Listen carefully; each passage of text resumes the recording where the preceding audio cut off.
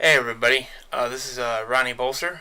Welcome back to the podcast, the movie podcast, where I tell you stuff about what I thought about of certain different types of movies that I watched.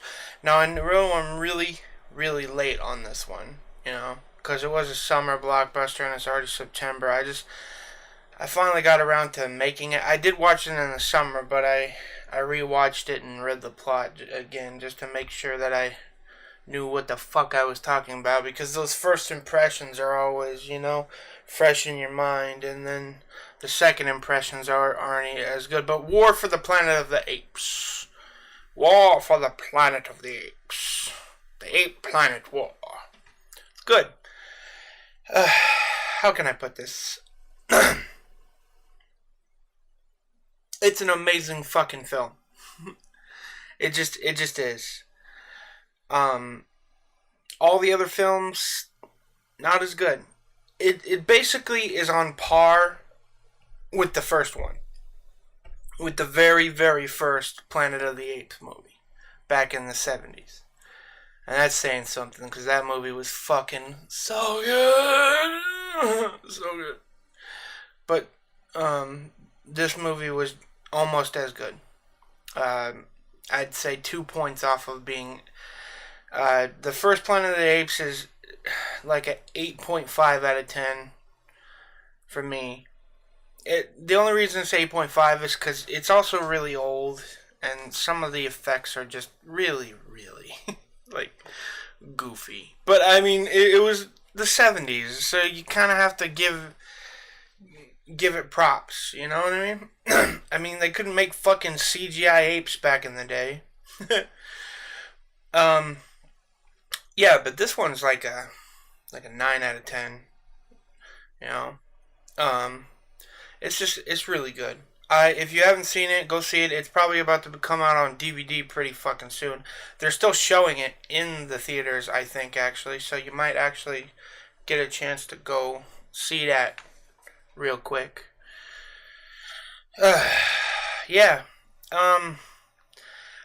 The one thing that I really loved about this movie is the fact that they fucking finally answered the question, how did humans who evolved for thousands of fucking years stop talking all of a sudden? Just stop talking. And then we find out, the movie's out already, so fuck you, I'm gonna spoil this one. This fucking the virus that caused the chimpanzees to become smart mutated, and instead of just killing the humans, now it makes them dumb. Or not dumb, it makes them go back into a tribal state. So they literally lose their ability to talk, because yeah, but it is a virus, so there are humans who aren't affected by the virus and people who are affected by the virus, and yeah. And the humans who aren't affected by the virus killing the humans that are affected by the virus. And if you've seen the trailers, there's a little girl, she's one of the people affected by the virus. That's how you don't see her talk in the trailer or anything like that. I like the villain in this movie. He, as always, the visuals for these movies are great. They're always, like, they're great. The CGI monkeys are the CGI apes are awesome. Don't say monkeys, they might come back for me. It is the Planet of the Apes. But the CGI apes are just beautiful. They get their facial expressions right, and just Caesar's voice, and and the whole time, a lot of them don't have to be talking. They use sign language, and when they do talk, it's like something like very important that they have to say. I enjoy that. And then the plot of this movie is basically Caesar's son gets killed, and he's got to go get revenge. So he's gonna go get revenge. But then, throughout the entire movie, he wants revenge, and then he finally finds out that there's no point in revenge because they do this kind of thing where the colonel's like a superior, being or whatever. He's manly, he's smart, he knows how to kill and use tactical advantages and torture and all that stuff that the military teaches you how to fucking use. But in the end, when the virus hits him, he turns into just a just a weak human. You know, he shows the weakness of man. He shows the strength of man, but he also shows the weakness of man. And Caesar says it's pointless to kill you. So then he does it himself. Just blows his fucking brains right the fuck out of the goddamn. Yeah. Yeah. Then the character development for each of the apes. We get the comedy ape, which is the ape that they find in the middle of nowhere, who they don't know where he came from, and we find out that there were a bunch of other ape enclosures, but the humans like quickly fucking murdered them. So Caesar's ape enclosure, the one he went to and made everybody smart, his was like one of the only ones left. Or, yeah, was the only one left. And, um, and that there are a couple survivors here and there though. Like the bald ape was the only survivor, and he's just a comedy, but I enjoy him because he's like no no, still he's just funny. And then the orangutan ape who taught Caesar how to use sign language, and we see him become like the voice of reason for Caesar. Like always the voice of reason for Caesar. And then in the end, they all get captured. They all get captured. So then it's a race to escape before, because apparently the colonel is also like doing bad things to the humans. So there's a little bit of a war.